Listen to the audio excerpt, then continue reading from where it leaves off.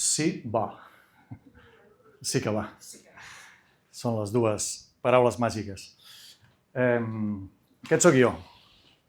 Primer us explicaré una mica com he arribat aquí. Aquí vol dir a fer de professor de secundària i a que em truqui l'editorial Casals per intentar fer un projecte de música per secundària.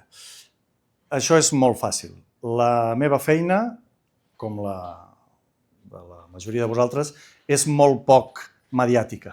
Soc profe d'institut. Això no és notícia. Quan és notícia, malament. Normalment, ser profe d'institut no és notícia. Cap mitjà de comunicació et truca perquè vagis a explicar la teva vida, la teva vivència, perquè això de fer de profe d'institut, sigui de la matèria que sigui, no. Però jo, a més, faig de músic. He fet de músic sempre, des que vaig néixer. El meu pare ja era músic. Jo vinc d'una família de músics. I fins als 30 anys no em vaig dedicar a la docència. Ja en tinc 56, per tant ja fa 26 anys que em dedico a la docència. Però els primers 30 anys no m'hi vaig dedicar.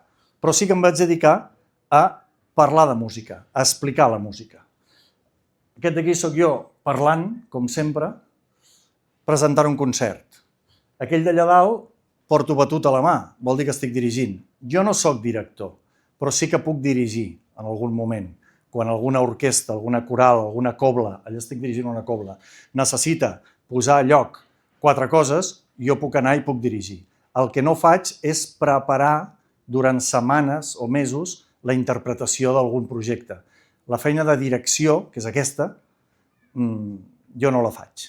Alguna vegada me l'han proposat, l'he fet, també. Durant un parell d'anys vaig ser director de cobles, a Vilafranca, a Vilanova i la Geltrú, quan hi havia una cobla allà, però no és una feina que m'hagi agradat massa. Per aquí baix també estic cantant, aquí estic fent una presentació en un concert familiar amb l'orquestra de Granollers, allò són nens que estan asseguts sobre l'escenari, és un projecte molt xulo que tenen a l'orquestra de Granollers i que jo he fet 12 anys amb ells.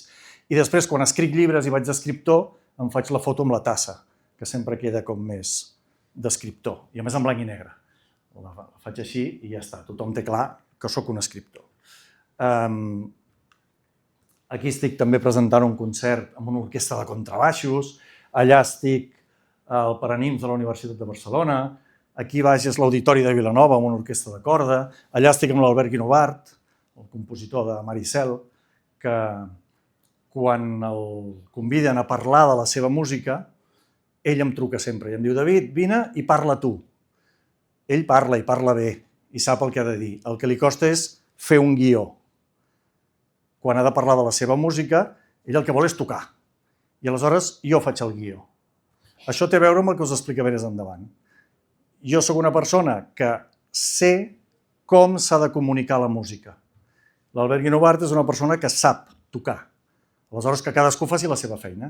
Tu toca, que Déu-n'hi-do el que toca, que jo ja m'ocuparé d'ordenar els continguts. Aquesta ordenació, naturalment, la faig amb ell. Què vols tocar, què tocaràs, com ens ho fem i de més. Aquesta la poso sempre per fer-me el xulo.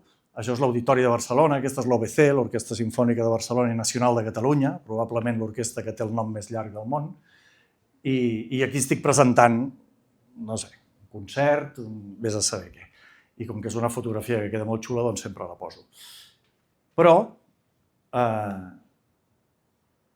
part d'aquestes presentacions, aquí us he posat tota la tirallonga de llibres que he escrit. L'editorial Casals em va conèixer aquí, és a dir que abans jo ja havia escrit algunes coses. Com veieu, algunes són per públic infantil. Hi ha jocs musicals, tot això del Sudoku és un sudoku musical. És un joc, una cosa divertida. A Espanya se'n van vendre 1.000 exemplars i a Alemanya se'n van vendre 30.000. Els alemanys juguen més amb la música. És una cosa així simpàtica. Com veieu pels anys, ja fa uns quants anys que em dedico a això, i aquest llibre em fa molta gràcia perquè aquest llibre el vaig presentar aquí, a Ona, fa un parell d'anys. Va ser el febrer o el març del 2024. Vaig portar una coral aquí, vam ocupar tot aquest espai i vam cantar unes cançons i de més. En vam cantar una de Lluís Llach, El núvol blanc, i el vam convidar a venir, però no va poder venir. Però m'han dit que avui sí que vindrà. D'aquí una hora estarà aquí. Però veus, al final coincidiré amb ell, però no serà pel meu llibre, serà pel llibre que ve després. Però bueno, al final el món tot ho posa a lloc. Bé, després de fer aquest projecte de la música coral, va ser quan amb l'editorial Casals ens vam posar a treballar i vam fer aquests llibres dels quals us parlo avui. Primer vam fer l'edició per Andalusia, que són aquest el 1, 2 i 4.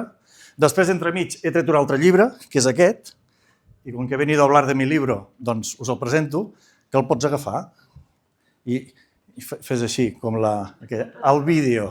Més que res perquè m'acaben de dir que en tenen exemplars, us en podeu comprar tots els que vulgueu. És un llibre que he tret ara per Sant Jordi, que es titula Els secrets de la música a Barcelona, que també lliga molt amb la manera que tinc d'explicar la música en els nostres nois i noies. És a dir, parlar de la música, però intentant trobar la manera d'enganxar-los des d'algun element, moltes vegades paramusical, per poder entrar després a fons amb la música. I després d'haver fet aquest, doncs han sortit aquests que tenim aquí, que són les edicions en català i en castellà, i també hem fet una edició per les Illes Balears d'aquest projecte que teniu avui entre mans. Tot això és molt xulo, vesteix molt, això sí que et criden els mitjans de comunicació. Avui he estat, com deies, a Catalunya Ràdio, hem fet una entrevista de més de mitja hora, jo allà vinc a xerrar i a explicar mi libro, perquè això sí que vesteix. Però he acabat l'entrevista dient, però el meu dia a dia és aquest. Aquesta fotografia me la vaig fer la setmana passada. Aquests són els meus alumnes de primer d'ESO d'aquest any. I això, els que doneu classe en un institut, sabeu de què va. Vol dir, en el meu cas, soc funcionari, per tant, de 8 a 3. Tinc alumnes... Aquesta fotografia ja fa uns quants anys. No sé si em sabeu reconèixer, perquè estic tan jove que semblo un d'ells. Aquest és el meu dia a dia. Aleshores, fer llibres està molt bé, només faltaria, és fantàstic. Per poder acabar bé aquest projecte de Casals, he demanat un permís sense sou durant bastants mesos per poder treballar amb això. I totes les altres feines amb orquestes i de més, doncs, bueno, les vas fent de tant en tant. Quan les poses aquí totes, sembla que ho facis cada setmana. No és així, no és cada setmana. Això sí, això és cada dia. Aleshores, què faig amb aquests nois i noies? Bé, ara tindrem tot això, que són els llibres d'Andalusia, l'edició espanyola, l'edició catalana, l'edició balear, l'edició en anglès, que també hi serà. Per què? Bé, doncs per poder explicar coses amb els nois i noies. Aquesta d'aquí l'he aconseguit posar en una sola pantalla. No la llegiu bé? Això és la normativa del Departament d'Ensenyament, d'Educació i Formació Professional, com es diu ara, que també té un nom llarg. Aquesta és la normativa que fa referència a música. Només 8 pàgines. Això és el que ens donen a tots els professors. Des que va sortir aquesta nova llei, hem de fer això. I dius, va, anem a llegir, aviam què diu. Les dues primeres pàgines, aquestes dues d'aquí dalt, m'has dit que hi havia una cosa així. Oi, mira, aquestes dues d'aquí són filosofia. La música és molt important, perquè tal. Molt bé. Les altres 4, 1, 2, 3 i 4, són les competències específiques de música. La que diu que hem de ser, els nois i noies han de ser competents a l'hora de parlar sobre música, a l'hora de cantar, interpretar, tocar, a l'hora de compartir la música i a l'hora de fer projectes musicals integradors. Aquest és un resum meravellós de les 4 competències que tenim en música. I quan un comença amb aquesta feina, va llegint, diu, bueno, però què els he d'ensenyar?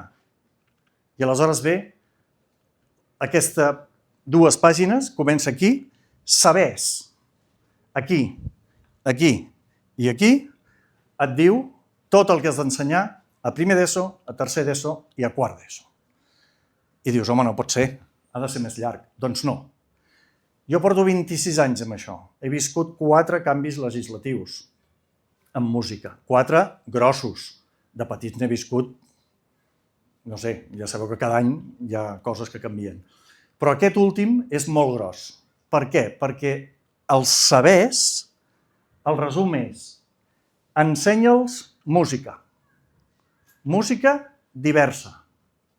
D'aquesta manera, competencialment, que puguin cantar, que puguin tocar, que puguin parlar sobre música. Com ho has de fer? També hi ha un lloc on diu que ho has de fer amb aprenentatges, el que dèiem abans, no? Significatius. Avui se'n diuen les situacions d'aprenentatge.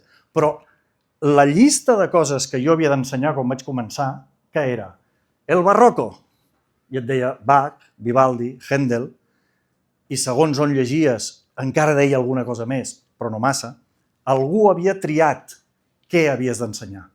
És el que en diem el cànon cultural. Nosaltres vivim a Occident. Si ara preguntéssim entre nosaltres, creieu que els nois i noies d'avui dia han de saber qui era Beethoven? Potser ens posaríem d'acord, potser no. O Picasso, o Cervantes, o Quevedo. Quevedo era un poeta. No, vull dir que ara n'hi ha un que canta que es diu Quevedo, però... Aleshores, aquest cànon cultural d'Occident sembla que aquí no l'esmenten. Bueno, no sembla, no l'esmenten. Per res. Et diu que has d'ensenyar música diversa, de diferents èpoques, i aleshores, clar, això dona molta llibertat al professor. Té una cosa bona, té moltes de bones, però la més bona és que deixa que cadascú de nosaltres expliqui als nanos la seva vivència. Què vol dir això? Que el professor ha d'haver tingut alguna vivència. I aquí està la clau. Jo n'he tingut moltes de vivències, per això us parlava del meu currículum. Jo puc posar-me davant de nanos i explicar-los moltes coses, perquè he tocat música clàssica, he tocat música contemporània, he tocat jazz, molt poquet, però també, he tocat rock, he treballat molt amb la música popular, he fet comunicació, he enregistrat discos, com a intèrpret he enregistrat més de 60 discos, però com a productor n'he enregistrat més de 100. I això vol dir que he viscut la música des del moment que li encarregues a un compositor, les còpies, les partitxeles, a l'ordinador. Ostres, la música des d'un àmbit molt divers. Jo tinc aquestes vivències. No tots els professors de secundària les tenen. Cadascú té la seva. I això és el que ens està dient aquesta llei. La teva vivència, mira de comunicar-la a l'alumnat, que seràs molt més eficient fent-los vibrar amb allò que et fa vibrar tu, que no explicant Cant Gregorià, Renaixement, Mozart, no sé què. Bé, això com a concepte filosòfic està molt bé, però al final hem d'ensenyar música. Què passa amb aquesta llei? Que jo crec que té un error gros, que és aquest. Això és els sabers de quart d'ESO. Diu, contextualització històrica i social de la música al cinema. Això sí que és una cosa molt concreta, no? Diu música al cinema. És la primera vegada que en 8 pàgines apareix un saber concret.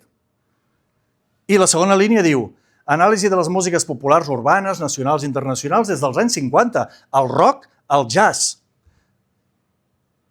Jo crec que és un error, se'ls hi va colar. No té cap sentit que en 8 pàgines no digui enlloc escales, arpegis, solfeig, Vivaldi, Stravinsky, contrabaix. Cap paraula de la terminologia musical apareix en la normativa de música. Cap, ni una. I en canvi a quart hi ha 2 línies que diuen coses molt concretes. Música al cinema, rock i jazz. Jo crec que és un error. Però no passa res. Què hem fet des de l'editorial Casals? Decidir què ensenyem. Música. Clar, has de decidir alguna cosa. Jo fa molts anys que em dedico a això i sobretot el que he fet és reflexionar. Sempre he reflexionat sobre el que he fet. Si el professorat fem això, ja ho tenim guanyat. No podem fer i ja està. Fem i reflexionem. Ha funcionat? Han après? Després d'això que han après, puc seguir un segon pas? Puc aprofundir més? Si això va funcionant, podrem seguir endavant. Si no reflexionem sobre el que fem, malament.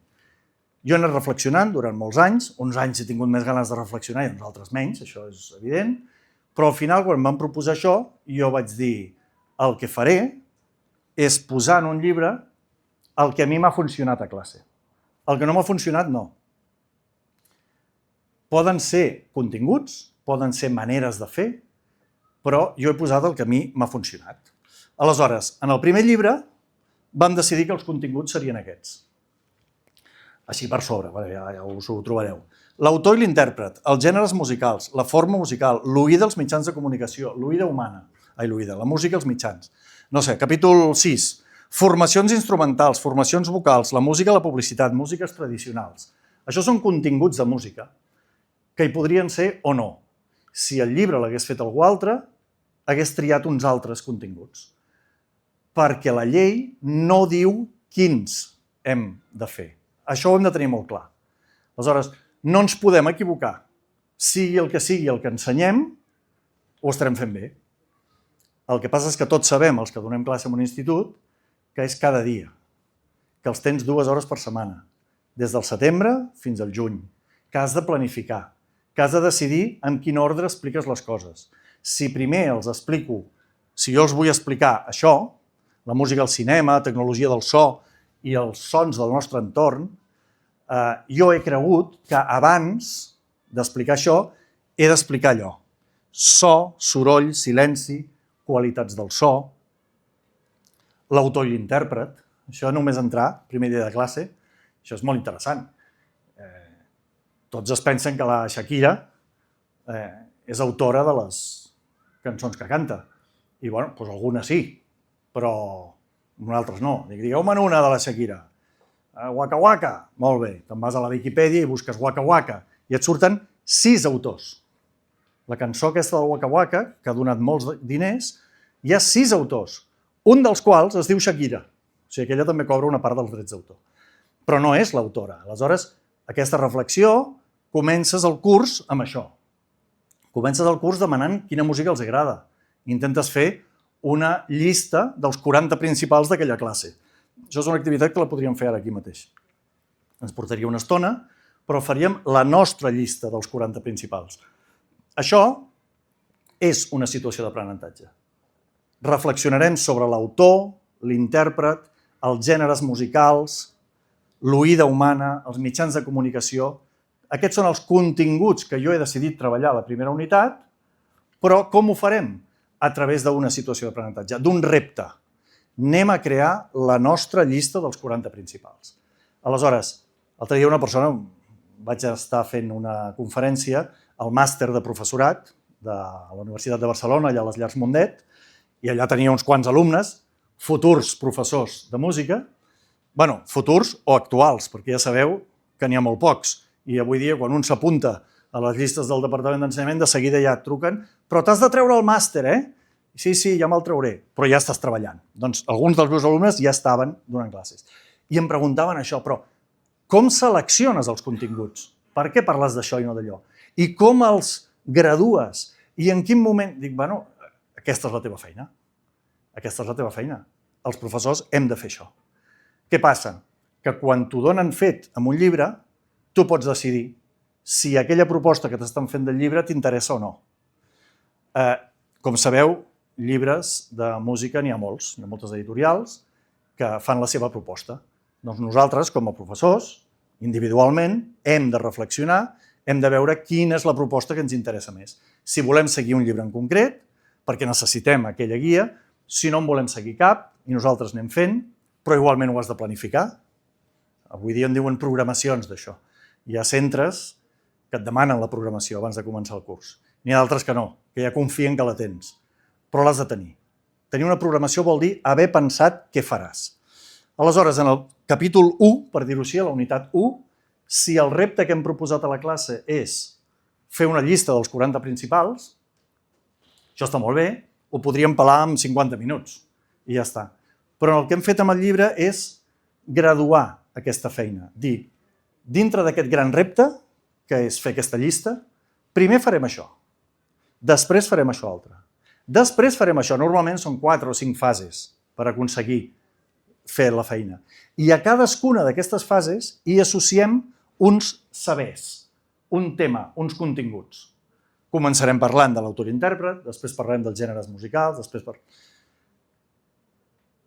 Jo em vaig trobar amb una gran sorpresa, ara fa 2 anys, quan vaig començar a treballar en aquest projecte, que és que un dia li vaig preguntar en el meu gos pigall, sabeu què és un gos pigall? En castellà, lazarillo, els gossos aquells que et van guiant, doncs el meu gos pigall, que és el que en sap més de tots, es diu Àlex Lobo i està aquí davant. És el que em va anar guiant. Jo anava fent propostes i ell em anava dient no, per aquí sí, per aquí tal. I un dia li vaig preguntar, escolta, però tot això que estem fent, qui ho valida? Qui posa el segell de que això és vàlid? Jo sabia que això existia. Anys enrere hi havia una oficina al Departament d'Ensenyament que validava els continguts dels llibres de text. I em va dir, no, això ja fa temps que no existeix. Dic, ostres, aleshores podem fer el que vulguem? Home, sí, mentre estiguis dintre d'aquelles 8 pàgines que us he ensenyat. Clar, aquí hi ha temes dels quals mai cap llibre de música secundària havia parlat. Mai. Per què en parlo jo? Perquè a mi m'agrada aquest tema. I penso que és interessant. I a més, he trobat activitats xules per fer-les i poder treballar. I en canvi hi ha altres temes que sempre s'han treballat que jo no els he posat aquí. Per tant, és una tria subjectiva, evidentment tenint en compte la normativa legal, fins on poden arribar els nois i noies, després de 20 anys d'experiència, etc. Ho dic perquè la pregunta aquella de per què has triat això i no allò altre, la tinc, la resposta. Si algú diu, com és que hi ha molt poc de cant gregorià? N'hi ha poc, de cant gregorià, però n'hi ha. Els llibres amb els quals estàvem acostumats començaven, tema 1, el cant gregorià, perquè dèiem, anem per ordre. I clar, jo vaig pensar, ostres, tema 1, hola, bon dia, nois i noies, de 12 anys, potser de 14, perquè és potser més de tercer ESO que es fa el cant gregorià. Em dic David Puertas i el primer dia us ensenyaré cant gregorià. Bueno, a algú li deu funcionar. Si la persona aquella és una apassionada del cant gregorià, segur que funcionarà. Jo no sóc un apassionat del cant gregorià, però amb els meus alumnes acabo cantant el Dies Irae. Sabeu allò del Dies Irae, Dies Irae... I jo poso aquesta veu.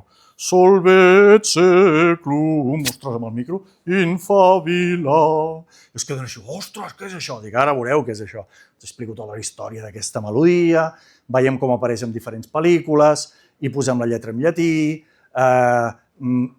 fem la mateixa melodia una quarta per sobre, i intentem afinar-la i cantar-la així, amb conductus i no sé què, utilitzem aquestes paraules, quina cosa més estranya.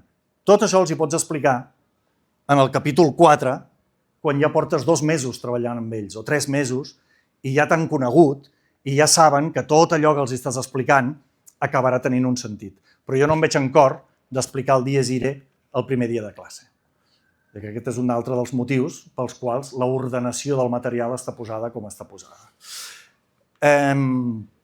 Aquest és el cartell d'aquest any de la Generalitat de Catalunya de les preinscripcions. No sé si l'heu vist, a les escoles està penjat per tot arreu. Preinscriu-te, educació infantil, educació secundària, això ja ha passat, això va ser el mes de març, les preinscripcions. Però jo vaig veure el dibuix i vaig pensar, home, hi ha una guitarra. Els de música hem entrat. És a dir, el que ha fet el disseny aquest any de apunta't en una escola per aprendre coses. Quines coses? No sé, jo interpreto que hi ha un llibre, hi ha un regle, no sé què, un llapis, però hi ha una guitarra. La guitarra està claríssima. Per tant, el Departament d'Ensenyament en els de música ens està donant suport. Jo ho vaig interpretar així. No sé si és exactament o no.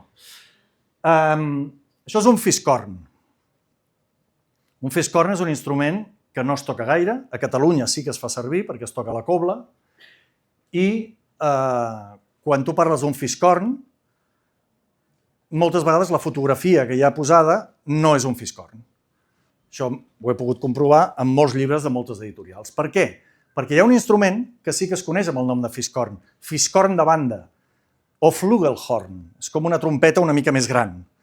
Però el nostre fiscorn, el fiscorn català, és això. Que a més, la paraula fiscorn ve de fishhorn. Horn vol dir trompa i fish vol dir peix. Trompa en forma de peix. Tot això no hi apareix al llibre, però com que m'ho sé, us ho explico.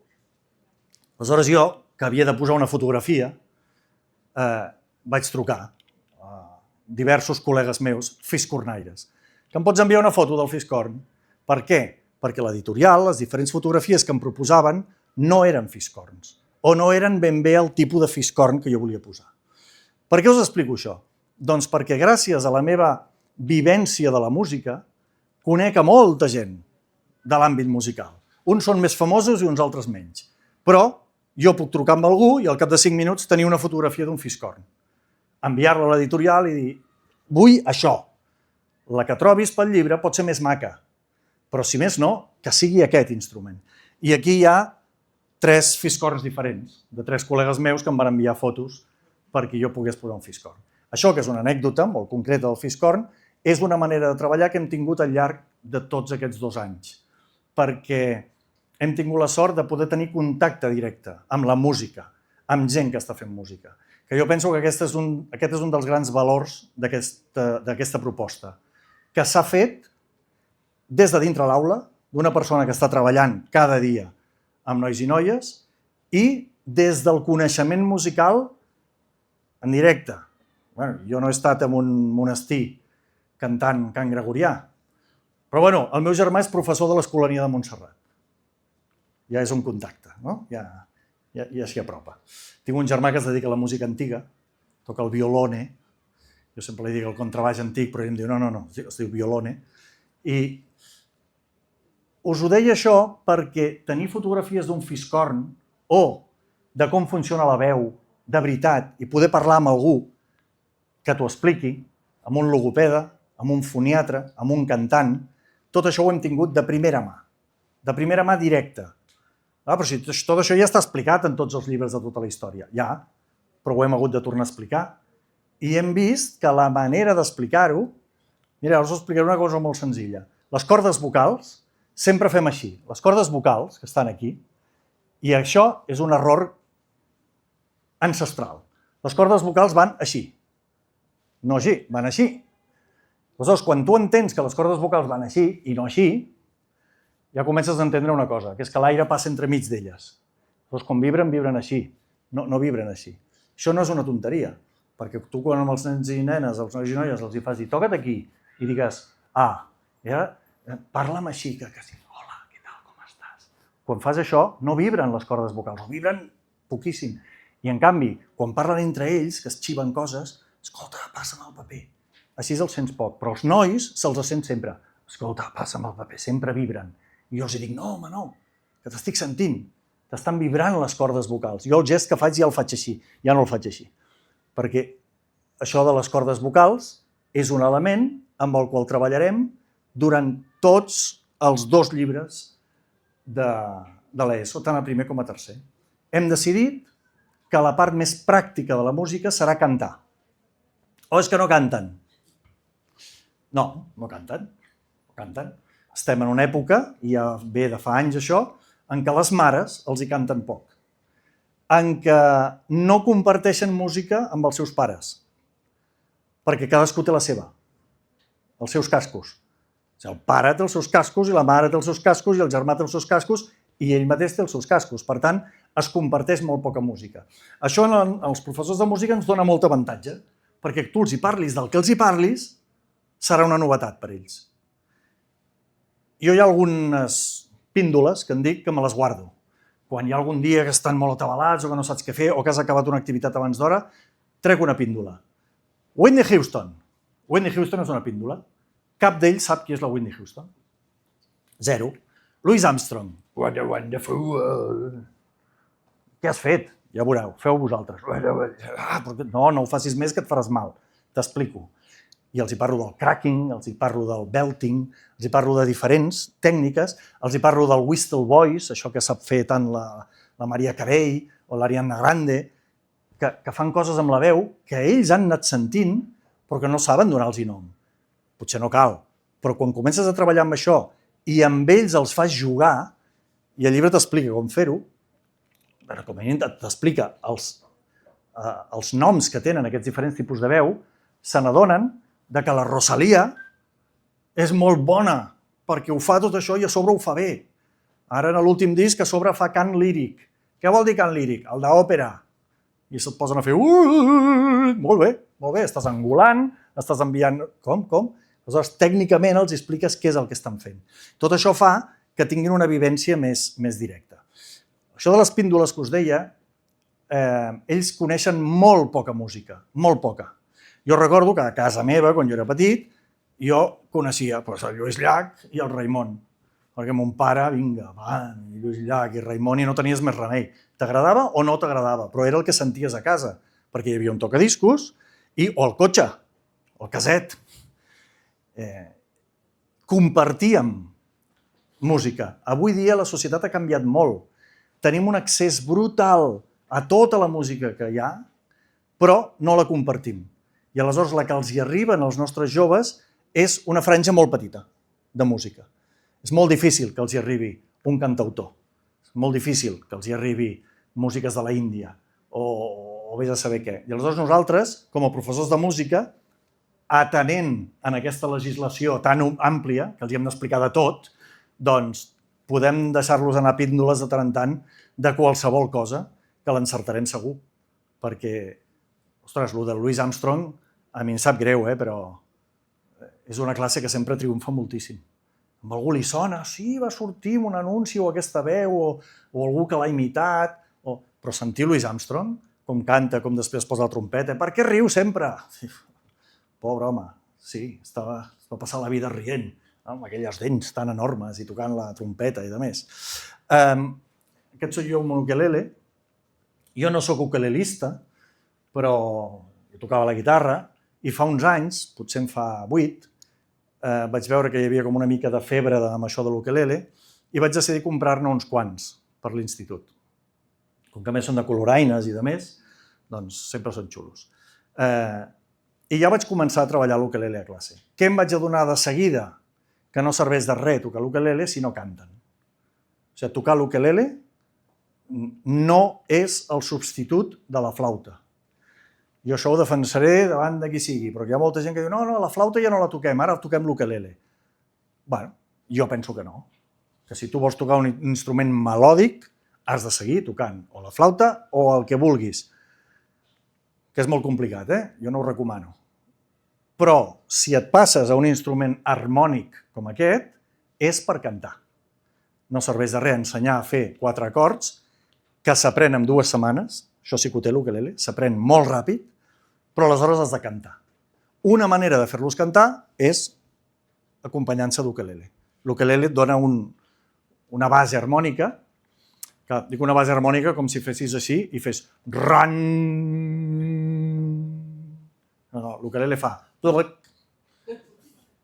N'hi ha un, aquí, d'ukelele, l'he vist abans, i sona així, i s'ha acabat.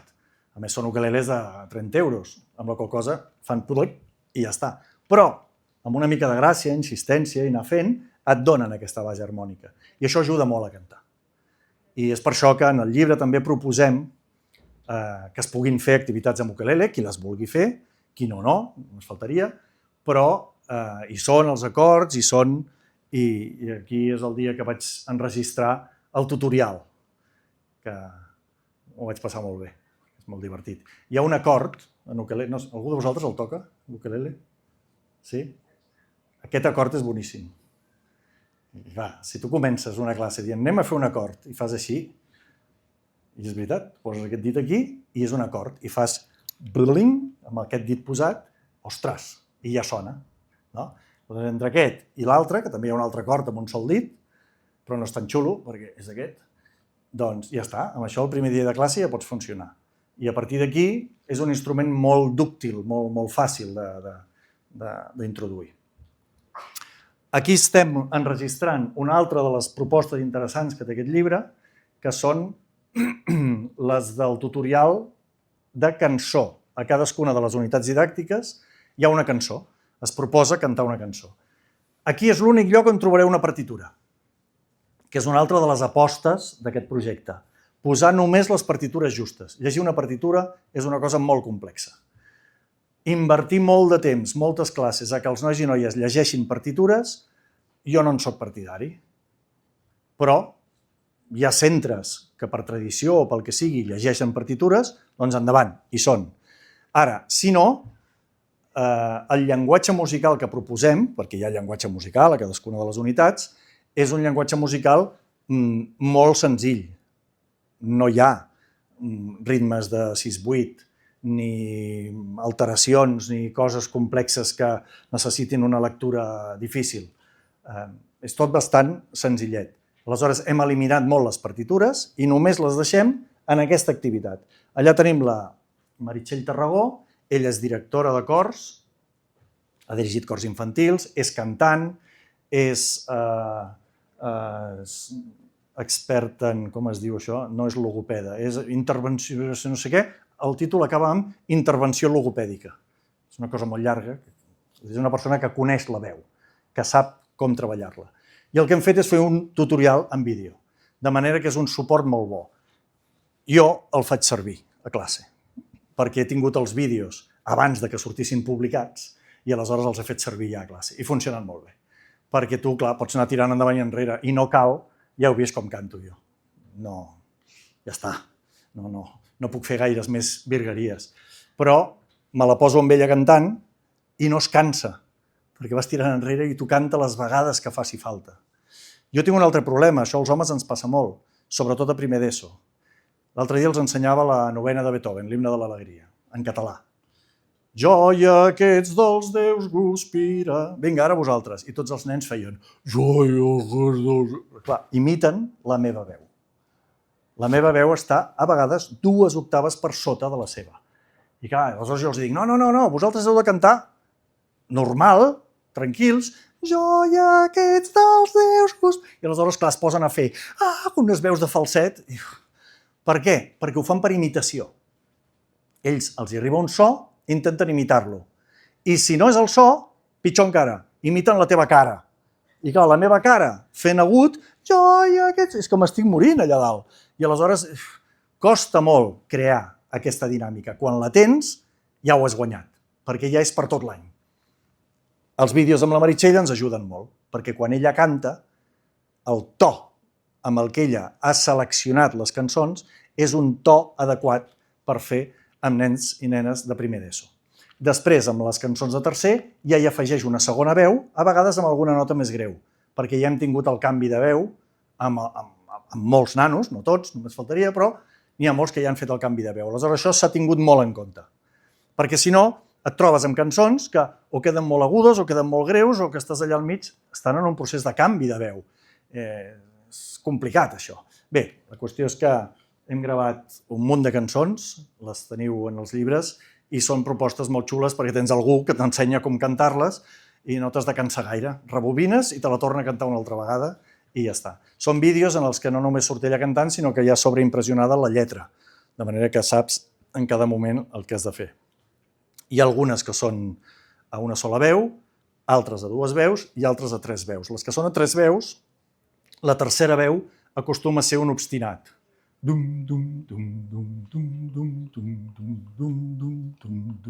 manera que les altres 2 veus poden anar funcionant. La manera de treballar sempre és la mateixa. Proposem que tots els nois i noies aprenguin totes les veus. Després tu a classe ja decideixes. Vosaltres feu primera veu, vosaltres segona, però que tothom ho aprengui tot, perquè encara no es pot discernir molt per tessitura. Aquí hi ha unes tessitures que són molt curtetes, de manera que tothom ho pot cantar tot. Aquesta és una de les activitats, amb això acabo el PowerPoint i entrem a debatre a veure què us sembla la jugada. Aquesta és una de les activitats que es demanen en la primera unitat de totes. Sabeu allà quan es deia els gèneres musicals? Hi ha una activitat que proposa amb els nois i noies crear un planell, així alçat, com aquest d'aquí baix, diguem que aquest seria el model, d'una botiga de discos. Primer els has d'explicar què és una botiga de discos, perquè això ja no existeix. És una cosa que ja ha passat a la història. Però en tot cas, la botiga de discos era un espai on els gèneres musicals estaven ordenats. Quants gèneres musicals hi ha? Tots els que vulguis. Te'n pots inventar molts, de fet se n'inventen constantment, cada dia.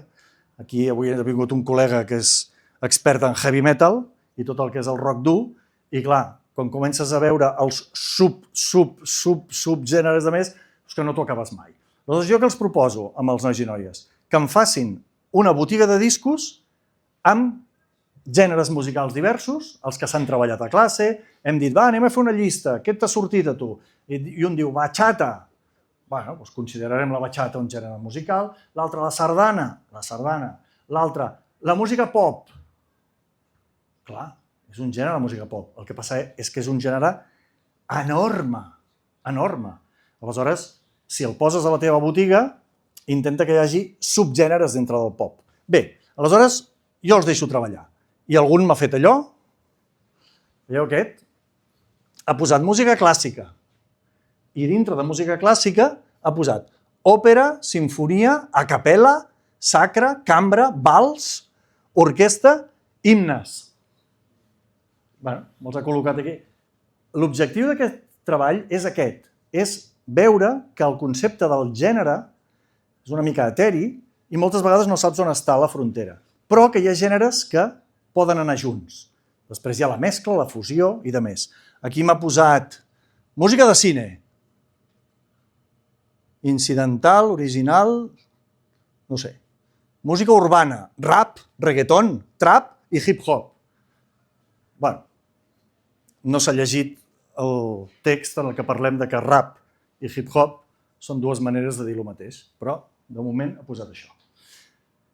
L'altre ho ha fet d'aquesta manera, aquest ha fet un dibuixet per cadascun, que és molt xulo, i aquest altre ha decidit que això del pla alçat no li anava bé i que ho feia en 3D. Què ha passat?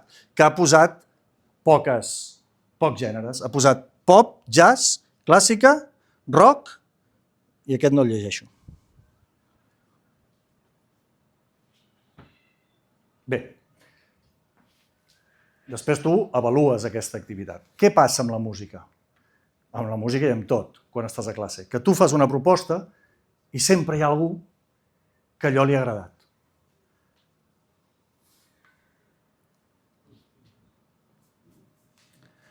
I aquí és on la lies. Et dona això. Ja he fet el treball. És una barbaritat. No sé quantes hores s'hi ha passat, però li ha agradat. Clar, aleshores tu, amb tota l'emoció, l'ensenyes a classe, i mireu què ha fet, això ho ha fet una noia. Recordo com se diu. I clar, els altres, tu no vas demanar això. No, que tu no vas dir, És veritat. Els altres que us he ensenyat estan bé, clar que estan bé. N'hi ha uns que estan millor, els altres que no estan bé. Per això tenim l'avaluació competencial i per això posem allò d'assoliment notable, assoliment excel·lent. Tu has de dir molt clar què vols. Jo, a tots els anteriors, excepte l'últim, tots em semblen excel·lents. L'últim no, perquè hi ha molt pocs gèneres, però els altres estan bé. Era el que jo demanava. Clar, amb aquesta, que no només hi ha molts gèneres, sinó que a més els col·loca a lloc i a més em fa una creació espectacular des del punt de vista artístic i de més, doncs té un excel·lent, igual que els de la pàgina anterior, però és molt xulo com a professor quan algú et fa d'aquest. I clar, jo aquest any tinc 90 alumnes de primer d'ESO i n'hi ha hagut 5 o 6 que m'han fet una cosa així.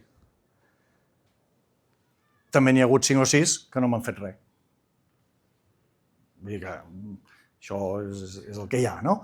Però, clar, que quan tu ensenyes després això, et diu, mireu la Rosalia, l'heu vist aquí? I els Beatles, aquest em té una mica intrigat. Me n'ha posat 5. O sap moltes coses, perquè van començar sent 5, o alguna cosa ha passat aquí. Però vaja, està molt bé, perquè a més me'ls ha posat junts els gèneres. Mireu, ha posat techno, electrònica, house, chill out, rhythm and blues, funk, jazz. O sigui, em sembla que és una... I aquí dalt també me'ls ha posat clàssica, sinfonia, òpera, música de càmera.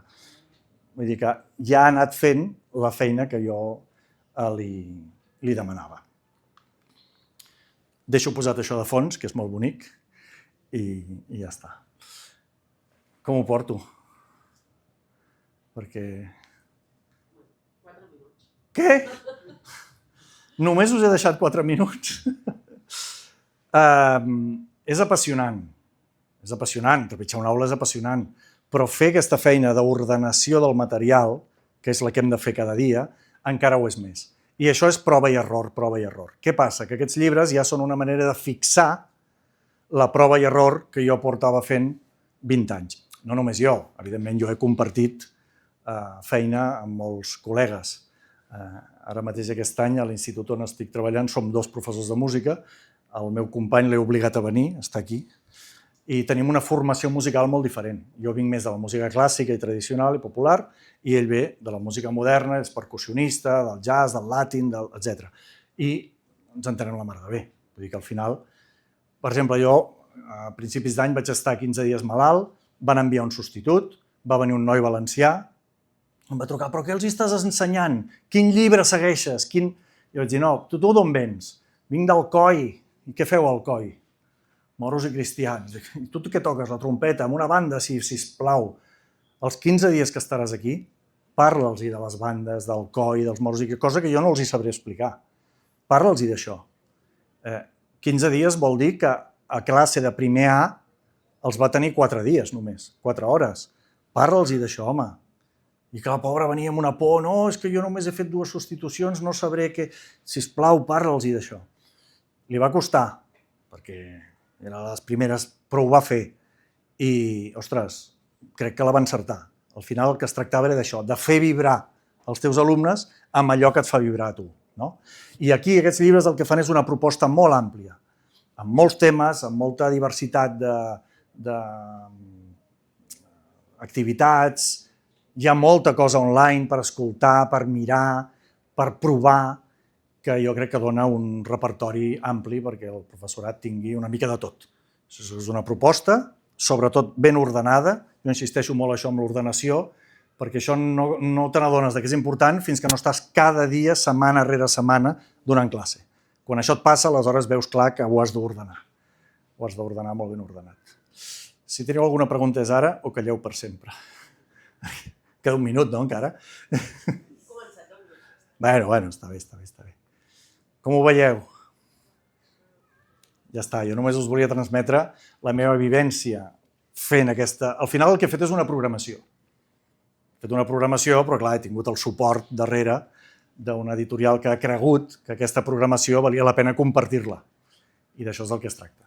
És una programació molt estructurada i ara la idea és que la puguem compartir i els que la vulguin aplicar a l'aula que sàpiguen que ja ha estat aplicada i que ja funciona. No només per mi, sinó que aquests llibres ja fa 2 anys que van sortir a la comunitat andalusa i ja els estan fent servir allà. I una cosa que us puc dir és que les visites a la noia que canta són milers i milers. Sembla que els agrada molt això de... La que canta és la meva dona, No sóc jo el que està entrant allà, que jo ja la veig a casa.